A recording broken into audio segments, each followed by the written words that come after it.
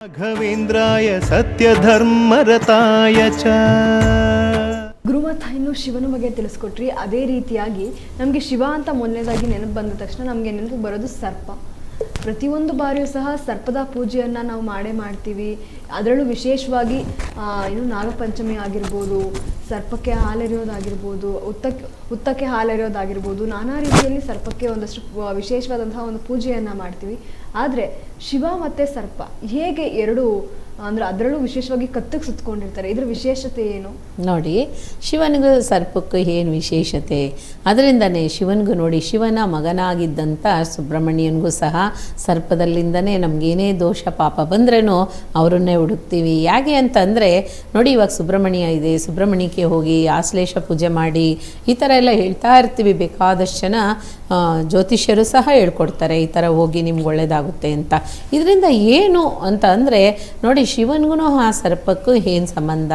ವಾಸುಕಿ ಆಗಿದ್ದಂಥದ್ದು ತನ್ನ ಕತ್ತಲೆ ಭಗವಂತ ಒಂದು ವಿಶ್ವಾಸಕ್ಕೋಸ್ಕರ ಅವ್ರು ಇಟ್ಕೊಂಡಿದ್ದು, ಅವ್ರ ವಿಶ್ವಾಸಕ್ಕೋಸ್ಕರನೇ ಇಟ್ಕೊಂಡಿದ್ದು. ಪಾತಾಳಕ್ಕೆ ಹೋಗಿ ಆ ಪಾತಾಳದಲ್ಲಿರೋಂಥ ವಾಸುಕಿ ಹಾವಿನ ವಂಶವನ್ನೇ ಕಾಪಾಡಿದಂಥ, ಸರ್ಪ ವಂಶವನ್ನೇ ಕಾಪಾಡಿಕೊಟ್ಟಂಥ ಆ ಶಿವ ಪರಮಾತ್ಮ ಒಂದು ಕ್ಷಣ ಮಾತ್ರದಲ್ಲಿ ಕೆಳಗಡೆ ಬಿದ್ದೋಗ್ತಾರೆ. ಬಿದ್ದಂಥ ಟೈಮಲ್ಲಿ ಆ ಪಾತಾಳಕ್ಕೆ ಹೊರಟೋಗ್ತಾರೆ. ಆ ಪಾತಾಳದಲ್ಲಿ ಇರೋಂಥ ಆ ಸರ್ಪಗಳೆಲ್ಲ ಅವ್ರನ್ನ ಬಂದು ಪ್ರಶ್ನೆ ಕೇಳುವಾಗ ತುಂಬಾ ಈಸಿಯಾಗಿ ಉತ್ತರ ಕೊಟ್ಟಿದ್ದಂಥ ವಾಸುಕಿ.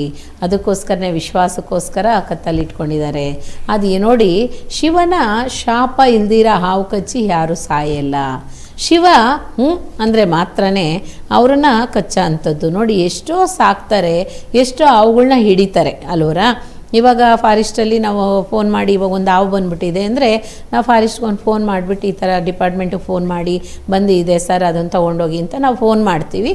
ಅವ್ರು ಬರ್ತಾರೆ, ನೀಟಾಗಿ ಅದಕ್ಕೆ ಏನು ಬೇಕೋ ಆ ರೀತಿ ನೀಟಾಗಿ ಅದನ್ನು ಸೇಫ್ ಮಾಡಿ ತೊಗೊಂಡೋಗಿ ಮತ್ತೆ ಕಾಡಲ್ಲೇ ಬಿಡ್ತಾರೆ. ಆದ್ರೂ ಸಾಕಿದ್ದಂಥವ್ರು ಎಷ್ಟೋ ಜನ ಇವಾಗೂ ಸಹ ಮಲೇಷಿಯಾದಲ್ಲಿ ಒಂದು 6 ತಿಂಗಳು ಮುಂಚೆನೂ ಸಹ ಒಬ್ಬರು ಸಾಕಿದ್ದಂಥ ಅವು ತುಂಬ ಮುದ್ದತೆಯಿಂದ ಸಾಕಿ ಲಾಸ್ಟಲ್ಲಿ ಅದು ಅವ್ರನ್ನೇ ಕಚ್ಬಿಟ್ಟು ಸತ್ತೇ ಹೋದ್ರವರು. ಕಾರಣ ಏನು ಅಂತಂದರೆ, ಯಾಕೆ ಇದು ಹೇಳ್ತೀನಿ ಅಂತಂದರೆ ನೋಡಿ, ಎಷ್ಟು ನಾವು ಜಾಗ್ರತೆಯಾಗಿ ಅದ್ರ ಹತ್ರ ಇರಬೇಕೋ ಅಷ್ಟು ಜಾಗ್ರತೆಯಾಗಿ ಇರಬೇಕು. ಆ ಶಿವನ ಆಜ್ಞೆ ಇಲ್ದಿರ ಅದು ಯಾರನ್ನೂ ಮುಟ್ಟೋದು ಇಲ್ಲ. ಆ ಶಿವನ ಆಜ್ಞೆ ಇದ್ದರೆ ಮಾತ್ರನೇ ಅಂತ ಅದನ್ನು ಮುಟ್ಟೋದು. ಅದಕ್ಕೆ ಎಷ್ಟೋ ಜನ ತುಳಿದಿರ್ತಾರೆ, ಅದನ್ನು ಸಾಯಿಸಿರ್ತಾರೆ, ಅದನ್ನು ದಾಟ್ಕೊಂಡು ಸಹ ಹೋಗಿರ್ತಾರೆ. ಇದೆಲ್ಲನೂ ಶಾಪದಲ್ಲೇ ಹೋಗುತ್ತೆ. ಆದ್ರೂ ಅದನ್ನು ಸಾಯಿಸಿರೋ ಅಂಥವರು ಖಂಡಿತವಾಗಿ ಸರ್ಪದೋಷ ಇದ್ದೇ ಇರುತ್ತೆ. ಅದ್ರ ಜೊತೆಲಿ ಆಟ ಆಡ್ತಾ ಸ್ವಲ್ಪನೇ ಅದನ್ನು ಪ್ರಾಣನ ತೆಗೆಯೋಂಥವ್ರು ಇರ್ತಾರೆ. ಕೈಲಿ ಹಿಡ್ಕೊಂಡೇ ಹೊಡಿತಾ ಇರ್ತಾರೆ. ಅದನ್ನು ಈ ಥರ ಮಾಡೋ ಅಂಥವ್ರಿಗೆ 7 ಜನ್ಮಕ್ಕೂ ಆ ಶಾಪ ಹೋಗಲ್ಲ. ಅದೇ ರೀತಿ ಒಬ್ಬೊಬ್ರು ಏನು ಮಾಡಿರ್ತಾರೆ ಗೊತ್ತಾ, ಅದನ್ನು ತೊಗೊಂಡೋಗಿ ಪೇಪರಲ್ಲಿ ಕಟ್ಬಿಟ್ಟು ಒಂದು ಜಾಗದಲ್ಲಿ ಬಿಸಾಕ್ಬಿಟ್ಟು ಬೆಂಕಿನ ಹಚ್ಚೋದು. ಅದು ಯಾವ ರೀತಿ ಎಲ್ಲ ಕಷ್ಟಪಟ್ಟಿರುತ್ತೋ ಅದೇ ರೀತಿ ಕಷ್ಟಪಡ್ತಾರೆ. ಯಾಕೆ ಅಂದರೆ ಆ ಶಿವ ಪರಮಾತ್ಮನೇ ಶಾಪ ಬಿಡ್ತಾರೆ. ನೀನು ಏನೆಲ್ಲ ಮಾಡ್ದೋ ಅದೆಲ್ಲ ನಿನಗೆ ನಡೀಲಿ ಅಂತ ಹೇಳ್ತಾರೆ. ನೋಡಿ, ಅವರು ಇವಾಗ ನಮ್ಮ ತಾಯಿ ಹೊಟ್ಟೆಲಿಂದ ನನ್ನ ಜನನ ಆಗಿ ಪ್ರಪಂಚಕ್ಕೆ ಬಂದುಬಿಟ್ಟೆ. ಆದರೆ ಬಂದ ಮೇಲೆ ನಾನು ಏನೇನು ಮಾಡಬೇಕು ಅದನ್ನು ಮಾಡ್ತಾ ಇದ್ದೀನೋ ಅದನ್ನು ಮತ್ತೆ ನನಗೆ ಕೊಡ್ತಾರಂತೆ ಆ ಭಗವಂತ. ಯಾಕೆ ಅಂದರೆ ಏತರಾಜ ತತ ಪ್ರಜಾ, ನೀನೇನು ಮಾಡ್ತೀಯೋ ನಿನಗೆ ಬಂದು ಸೇರಲಿ. ದಾನ ಧರ್ಮ ಮಾಡ್ತೀಯಾ, ಅದು ನಿನಗೆ ಸೇರಲಿ. ಒಳ್ಳೇದು ಮಾಡ್ತೀಯಾ, ಒಳ್ಳೇದೇ ನಿನಗೆ ಬಂದು ಸೇರಲಿ. ಒಬ್ಬರನ್ನ ಕರ್ಕೊಬಂದು ಯಾರಿಗಾದ್ರೂ ಕೂಡಿಸಿ ಊಟ ಹಾಕ್ತೀಯಾ, ನಿನ್ನೂ ಕರ್ಕೊಂಡೋಗಿ ಊಟ ಹಾಕ್ತಾರೆ. ಈ ಥರ ಎಲ್ಲ ಒಂದೊಂದು ವಿಷಯದಲ್ಲೂ ಆ ಭಗವಂತ ಎಲ್ಲದಕ್ಕೂ ಒಂದು ಸಂಕಲ್ಪ ಮಾಡಿ ಜಾಯಿಂಟ್ ಮಾಡಿಬಿಟ್ಟಿದ್ದಾರೆ. ಅದಕ್ಕೆ ಹೇಳೋದು, ಯಾರೇ ಆಗಿರಲಿ ಒಂದು ಪ್ರಾಣ ಪಕ್ಷಿನ ಕೊಲ್ಲುವಾಗ ಯೋಚನೆ ಮಾಡಬೇಕು. ಇದನ್ನು ಜೀವ ತೆಗಿತಾ ಇದ್ದೀವಿ, ಮತ್ತೆ ಅದಕ್ಕೆ ಜೀವ ಕೊಡೋಕ್ಕಾಗುತ್ತಾ ಅಂತ ಒಂದು ಕ್ಷಣದಲ್ಲಿ ಯೋಚನೆ ಮಾಡಿದ್ರೆ ಸಾಕು. ಅದನ್ನು ನಾವು ಮಾಡಲ್ಲ. ಮಾಡ್ದೀರ ನಾವೇನೇನೋ ಮಾಡ್ತೀವಿ, ಅದರಲ್ಲಿ ಹೋಗಿ ಸಿಗಾಕ್ಕೊತೀವಿ. ಹಾಗಾಗಿ ಆ ಶಿವನಲ್ಲಿ ಯಾಕೆ ಬಂತು ಅಂದರೆ ಆ ವಿಶ್ವಾಸಕ್ಕೋಸ್ಕರನೇ ಆ ಶಿವನಿಗೇ ತುಂಬ ಪ್ರೀತಿ ಆಗಿದ್ದಂಥದ್ದು ವಾಸುಕಿ. ನೀನು ನನ್ನ ಹತ್ರನೇ ಇರುವಂಥ ಪಾತಾಳದಲ್ಲಿ ಎತ್ತಿ ಅವ್ರ ಕತ್ತಲ್ಲಿ ಇಟ್ಕೊಂಡಿದ್ದಂಥದ್ದು. ಆಗ ಅವ್ರ ಜೊತೆಲೇ ಬಾಳ್ತಾ ಇರೋವಂಥದ್ದು. ನೋಡಿ, ಶಿವನ ಆಜ್ಞೆ ಇಲ್ದಿರ ಅದು ಯಾರನ್ನೂ ಏನೂ ಮಾಡಲ್ಲ. ಶಿವನ ಪರ್ಮಿಷನ್ ಇಲ್ದಿರ ಯಾರಿಗೂ ಡಿಸ್ಟರ್ಬೆನ್ಸು ಮಾಡಲ್ಲ. ಅದೇ ರೀತಿ ಅದು ಎಡೆ ಎತ್ತಿತು ಒಂದು ಸರಿ ಅಂತ ಅಂದರೆ ಅದನ್ನು ಒಡೆಯೋಕ್ಕೆ ಹೋಗಬಾರ್ದು. ಅದರಲ್ಲೂ ನಾಗರಾವಿನ ಶಾಪ ಮಹಾಪಾಪ ಆಗ್ಬಿಡುತ್ತೆ. ಅದಕ್ಕೆ ಹೇಳೋದು ಸರ್ಪದೋಷ ಅಂತ. ಆ ಶಿವನಿಂದ ಬಂದಿದ್ದು ಶಿವನೇ ಸರಿಪಡಿಸ್ಬೇಕು. ಅದಕ್ಕೆ ದೋಷಗಳಿಗೂ ಪಾಪಗಳಿಗೂ ಶಾಪಗಳಿಗೂ ಶಿವನೇ ಅಧಿಕಾರ. ಶಿವನಿಂದನೇ ಪ್ರಮುಕ್ತಿ ನಾವು ಆಗಬೇಕು ನಮಗೆ. ಅದೇ ರೀತಿ ಕೃಷ್ಣನ ಹತ್ರ ಹೋಗಿ ನಾರಾಯಣನ ಹತ್ರ ಹೋಗಿ ಕೇಳುವಾಗ ಇದನ್ನು ದೋಷ ಮಾಡಿ ಅವ್ರಿಗೆ ಪೂಜೆ ಕೊಡಬೇಕು. ಗುರುಮತ ಒಂದು ಕರೆ ಇದೆ, ಖಂಡಿತ ಅದನ್ನ ತಗೊಳ್ಳೋಣ. ಖಂಡಿತ. ಹಲೋ, ಹಲೋ, ನಮಸ್ತೆ. ಎಲ್ಲಿಂದ ಕರೆ ಮಾಡ್ತಾ ಇರೋದು? ನಾವು ಚಿಂತಾಮಣಿಯಿಂದಮ್ಮ. ಚಿಂತಾಮಣಿಯಿಂದ. ಯಾರ ಬಗ್ಗೆ ಕೇಳಬೇಕಿತ್ತಮ್ಮ? ಒಂದು ನಮ್ಮ ಬಗ್ಗೆನೇ ಕೇಳಬೇಕಿತ್ತು. ಓಕೆ, ನಿಮ್ಮ ಪ್ರಶ್ನೆ ಏನು? ನಮ್ಮ ಹೆಸರು ಯಶೋಧ. ಸ್ವಲ್ಪ ಜೋರಾಗಿ ಮಾತಾಡ್ಬೋದಾ? ಯಶೋಧ ನನ್ನ ಹೆಸರು. ಓಕೆ, ಅದು ಡೇಟ್ ಆಫ್ ಬರ್ತ್ ಎಲ್ಲ ಹೇಳ್ಬೇಕಾ? ಏನಮ್ಮ?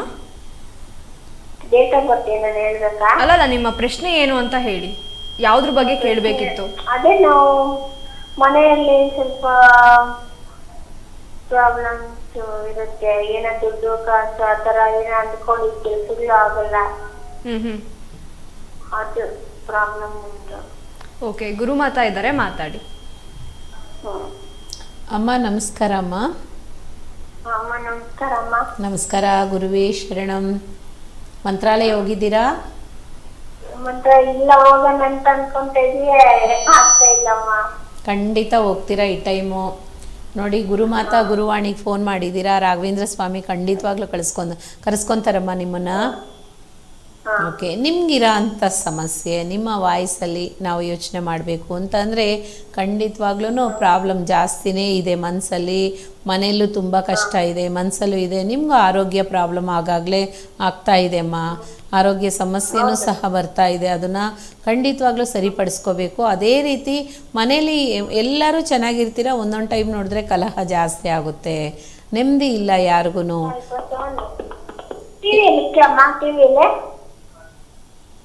ಹೇಳಿಮ್ಮ. ಏನಂದ್ರೆ ಸ್ವಲ್ಪ ಪ್ರಾಬ್ಲಮ್ ನಮ್ದು. ಚೆನ್ನಾಗಿದ್ದು ಏನು ಕೆಲಸಗಳಾಗಲ್ಲ, ತುಂಬಾನೇ ಬೇಜಾರಾಗೋಗುತ್ತೆ ಒಂದೊಂದ್ಸತಿ.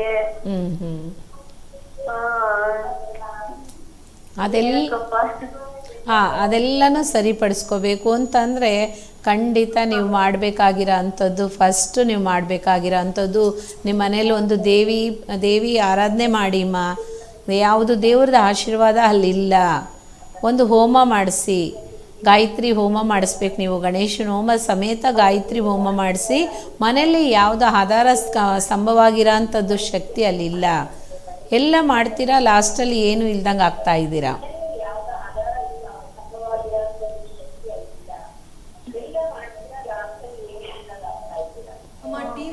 ಮಾತಾಡ್ಬೇಡಿ. Hello hello, correct. ಟಿವಿ ನೋಡ್ಕೊಂಡು ಮಾತಾಡ್ಬಿಡಿ. ಫೋನಲ್ಲಿ ಕರೆಕ್ಟಾಗಿ ಕೇಳಿಸ್ಕೊಳ್ಳಿ. ಬಿಕಾಸ್ ನಿಮಗೆ ನಾವಿಲ್ಲಿ ಮಾತಾಡೋದು ಆಮೇಲೆ ಅಲ್ಲಿ ಲೇಟಾಗಿ ಕೇಳಿಸುತ್ತೆ. ಟಿವಿ ವಾಲ್ಯೂಮ್ ಕಮ್ಮಿ ಕೊಟ್ಟು ಗುರುಮಾತಾ ಹತ್ರ ಮಾತಾಡಿ. ಹೇಳಿಮ್ಮ, ಹೇಳಿ. ಅದೇ ನಮ್ಗೆ ಏನ್ ಕೆಲ್ಸಗಳು ಆಗಲ್ಲ, ತುಂಬಾನೇ ಪ್ರಾಬ್ಲಮ್. ಏನನ್ನ ಚೆನ್ನಾಗಿ ಮಾಡಕ್ ಹೋಗ್ತೀವಿ, ಇನ್ನೇನ್ ಆಗೋ ಟೈಮಲ್ಲೇ ಅದು ಆಗಲ್ಲ. ನೀವೇ ಹೇಳ್ಬೇಕು. ಅಮ್ಮ, ನೀವು ಒಂದು ಸ್ವಲ್ಪ ಬಂದು ಹೋಗೋಕ್ಕಾಗುತ್ತಾ ನಾವಿರೋ ಅಂಥ ಸ್ಥಳಕ್ಕೆ? ಬನ್ನಿಮ್ಮ, ಬನ್ನಿ. ಅಡ್ರೆಸ್ ಕಳಿಸ್ಕೊಡ್ತೀನಿ. ನೀವು ನೇರ ಭೇಟಿಗೋಸ್ಕರ ನಂಬರ್ ಇದೆ, ತಗೊಳ್ಳಿ. ಅದರಿಂದ ನೀವು ಬನ್ನಿ, ವಾಟ್ಸಪ್ಪಲ್ಲಿ ಕಳಿಸ್ಕೊಡ್ತೀನಿ ಲೊಕೇಶನು. ಬಂದು ಹೋಗಿ ನೀವು. ನಿಮಗೆ ಸಂಕಲ್ಪ ಕಾಯಿನೂ ಕೊಡ್ತೀನಿ. ಚೆನ್ನಾಗಿದ್ರಾ ನೀವು? ಚೆನ್ನಾಗೂ ಇದ್ರಾ? ಈಗ ಬತ್ತ ಸಮಸ್ಯೆಗಳು ಜಾಸ್ತಿ ಆಗ್ತಾ ಇದೆಯಮ್ಮ. ಸರಿಪಡಿಸ್ಕೊಳ್ಳಿ, ಆದಷ್ಟು ಬೇಗ ಸರಿಪಡಿಸ್ಕೊಳ್ಳಿ. ಇದರಲ್ಲಿ ನಿಮ್ಮ ಮನೇಲಿ ಇರೋಂಥದ್ದು ದೇವರ ಆಶೀರ್ವಾದ ಶುದ್ಧವಾಗಿಲ್ಲ. ಮನೆಯಲ್ಲಿ ಆ ಭಗವಂತನ ಆಶೀರ್ವಾದ ಕಮ್ಮಿ ಆಗ್ತಾ ಇದೆ, ಅದಕ್ಕೆ ಈ ಥರ ಎಲ್ಲ ಆಗ್ತಾ ಇರೋದು. ಅದನ್ನು ಸರಿಪಡಿಸ್ಕೊಳ್ಳಿ. ಹೋಮ ಮಾಡಿಸಿಮ್ಮ, ಗಾಯತ್ರಿ ಹೋಮ ಮಾಡಿಸಿ, ಗಣಪತಿ ಗಾಯತ್ರಿ ಹೋಮ ಮಾಡಿಸಿ. ಮನೆಗೆ ಸ್ವಲ್ಪ ಇರೋಂಥ ಮುಗ್ಸುತ್ತೆಲ್ಲ ಹೋಗುತ್ತಮ್ಮ. ಸ್ವಲ್ಪ ಕಪ್ಪಾಗಿರೋಂಥದ್ದು ಏನು ಹೇಳೋದು, ಒಂಥರ ಏನೋ ಮಿಸ್ಟ್ ಹೊಡೆದಂಗೆ ಆಗಿರುತ್ತೆ ಮನೆ, ಅದೆಲ್ಲ ಸರಿಯಾಗುತ್ತೆ. ಅಲ್ಲಿ ದೇವರ ಆಶೀರ್ವಾದ ಅನುಗ್ರಹ ಇಲ್ಲ, ಭಗವಂತನ ಸಂಕಲ್ಪ ಇಲ್ಲ, ಮನೆ ದೇವರ ಆಶೀರ್ವಾದನೂ ಸಹ ಇಲ್ಲ. ಅದೇ ಆಶೀರ್ವಾದ ಇಲ್ಲ ಅಮ್ಮ ಅಲ್ಲಿ ನಿಮಗೆ. ಅದರಿಂದ ಈ ಥರ ಆಗ್ತಾ ಇರೋದು. ಅದನ್ನು ಸರಿಪಡಿಸ್ಕೋಬೇಕು ನೀವು, ಆದಷ್ಟು ಬೇಗ ಸರಿಪಡಿಸ್ಬೇಕು.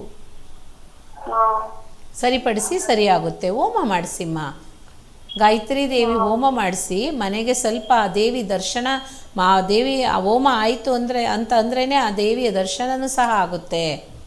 ಖಂಡಿತ ಮಾಡಿ ಅಮ್ಮ, ಒಳ್ಳೆಯದಾಗುತ್ತೆ. ಅಮ್ಮ ಕರೆ ಮಾಡಿದ್ದಕ್ಕಾಗಿ ಧನ್ಯವಾದ. ಗುರುಮಾತಾ, ಇನ್ನು ಇವತ್ತಿನ ಒಂದು ವಿಶೇಷವಾದಂತಹ ಕಾರ್ಯಕ್ರಮದಲ್ಲಿ ಸಾಕಷ್ಟು ವಿಚಾರದ ಬಗ್ಗೆ ತಿಳಿಸ್ತಾ ಹೋದ್ರಿ. ಅಶ್ವತ್ಥ ಕಟ್ಟೆಯ ಒಂದಷ್ಟು ಮಹತ್ವ ಆಗಿರ್ಬೋದು, ಯಾವ ರೀತಿ ಅಂದರೆ ಎಷ್ಟು ಪ್ರದಕ್ಷಿಣೆ ಹಾಕಬೇಕು ಶಿವನಿಗಿರುವಂತಹ ಮತ್ತು ಅಶ್ವತ್ಥ ಮರಕ್ಕಿರುವಂತಹ ಒಂದಷ್ಟು ಬಾಂಧವ್ಯದ ಬಗ್ಗೆ ತಿಳಿಸ್ಕೊಟ್ರಿ. ಇನ್ನು ಸರ್ಪ ಅನ್ನೋದು ಪ್ರತಿಯೊಬ್ಬರು ಸಹ ಒಂದು ಸ್ವಲ್ಪ ಭಯ ಪಡ್ತಾರೆ. ಅಂದರೆ ಏನಾದರೂ ಶಾಪ ಆಗುತ್ತಾ, ಏನಾದರೂ ದೋಷ ಆಗುತ್ತಾ ಅನ್ನೋಂಥದ್ದು ಸಾಕಷ್ಟು ರೀತಿಯಲ್ಲಿ ತಿಳಿಸ್ಕೊಟ್ರಿ. ಧನ್ಯವಾದ. ನಮಸ್ಕಾರ. ವೀಕ್ಷಕರೇ, ಇವತ್ತಿನ ಒಂದು ವಿಶೇಷವಾದಂತಹ ಕಾರ್ಯಕ್ರಮದಲ್ಲಿ ಗುರುಮಾತಾ ಸಾಕಷ್ಟು ವಿಚಾರದ ಬಗ್ಗೆ ತಿಳಿಸ್ತಾ ಹೋದರು. ಸಾಕಷ್ಟು ರೀತಿಯಲ್ಲಿ ನಾವು ಅಶ್ವತ್ಥ ಮರಕ್ಕೆ ಒಂದಷ್ಟು ಪ್ರದಕ್ಷಿಣೆಯನ್ನು ಹಾಕ್ತೀವಿ. 5 ಪ್ರದಕ್ಷಿಣೆ ಹಾಕಿದ್ರೆ ಯಾವ ರೀತಿ ಇದೆ, 3 ಪ್ರದಕ್ಷಿಣೆ ಹಾಕಿದ್ರೆ ಎಷ್ಟೆಲ್ಲ ಉಪಯೋಗ ಆಗಿದೆ, ಅದೇ ರೀತಿಯಾಗಿ 9 ಪ್ರದಕ್ಷಿಣೆ ಹಾಕಿದ್ರೆ ಯಾವೆಲ್ಲ ರೀತಿಯಲ್ಲಿ ಬದಲಾವಣೆ ಉಂಟಾಗುತ್ತೆ ಇವೆಲ್ಲವನ್ನು ಸಹ ತಿಳಿಸ್ಕೊಟ್ರು. ಮತ್ತೆ ನಾಳೆ ಒಂದಷ್ಟು ವಿಶೇಷವಾದಂತಹ ವಿಷಯದ ಜೊತೆ ನಿಮ್ಮ ಮುಂದೆ ಬರ್ತೀವಿ. ಅಲ್ಲಿವರೆಗೂ ನೀವು ನೋಡ್ತಾ ಇರಿ ಸ್ಪೀಡ್ ನ್ಯೂಸ್ ಕನ್ನಡ. ಸುದ್ದಿ ನಿಮ್ಮದು, ವೇಗ ನಮ್ಮದು. ರಾಘವೇಂದ್ರಾಯ ಸತ್ಯ ಧರ್ಮರತಾಯ ಚ